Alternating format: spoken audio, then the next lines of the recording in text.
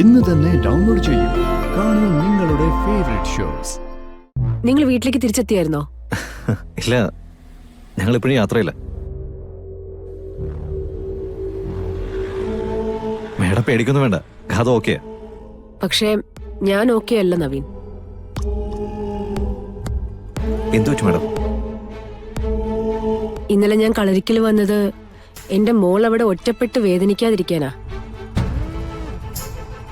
പക്ഷേ ഇപ്പോ വീട്ടിലേക്ക് തിരിച്ചെത്തിയപ്പോ ആ ഒറ്റപ്പെടലിന്റെ ആഴം ശരിക്കും തിരിച്ചറിഞ്ഞത് ഞാനാ. നവീൻ, എനിക്കെന്തോ ഭ്രാന്ത് പിടിക്കുന്ന പോലെ തോന്നുന്നു. അവളില്ലാത്ത ഈ വീട്, അവളുടെ ശബ്ദം കേൾക്കാത്ത മുറികള്, അവളുടെ സംസാരങ്ങളില്ലാത്ത സമയങ്ങള് എന്നെ വല്ലാണ്ട് പേടിപ്പിക്കുന്നു. മേഡം, എന്താ ഇതൊക്കെ? ഇതൊക്കെ ഗാഥയുടെ അടുത്തൊന്ന് സംസാരിച്ചാൽ തീരാവുന്ന പ്രശ്നമല്ലേ ഉള്ളൂ. കഥ തമ്മടുത്തൊന്ന് സംസാരിച്ചേ.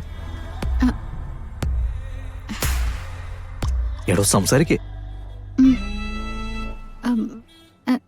ഹലോ മമ്മി, എന്തു പറ്റി? ആ മോളെ, മമ്മിക്കെന്തോ വല്ലാത്ത പേടിയോ വേദനയോ പോലെ. നിന്നെ കാണണം, നീ അടുത്തുണ്ടാവണം എന്നൊക്കെ തോന്നുവാ. മകളെ കല്യാണം കഴിച്ചു കൊടുത്ത വീട്ടിലേക്ക് മമ്മിക്ക് വരുന്നതിനൊരു പരിധിയില്ലേ?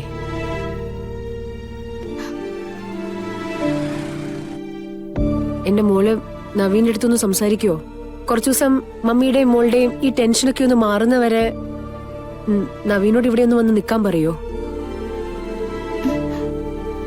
ഞാൻ കേൾക്കുന്നുണ്ട് മേഡം. മേഡം, നിങ്ങളുടെ രണ്ടുപേരുടെ അവസ്ഥ എനിക്ക് വ്യക്തമായിട്ട് അറിയാം. പക്ഷേ എനിക്ക് എന്റേതായിട്ടുള്ള ഒരു സ്റ്റാൻഡ് ഉണ്ടല്ലോ.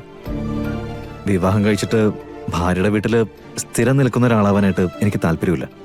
നവീൻ, ഗാഥ മേഡത്തിന്റെ ഒറ്റ മകളാ.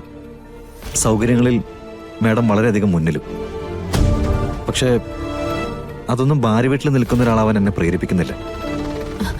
നവീൻ പ്ലീസ്, ഞാൻ പറഞ്ഞതിനെ ആ അർത്ഥത്തിൽ എടുക്കരുത്.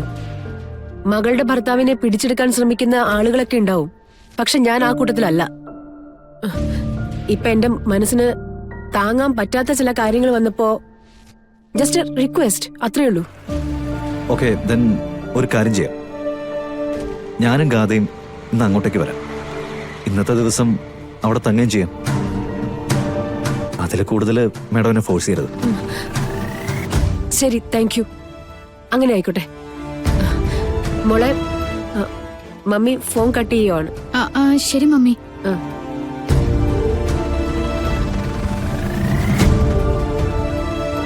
സിനി, നവീനും കൃഷ്ണയും ഇപ്പൊ വരും.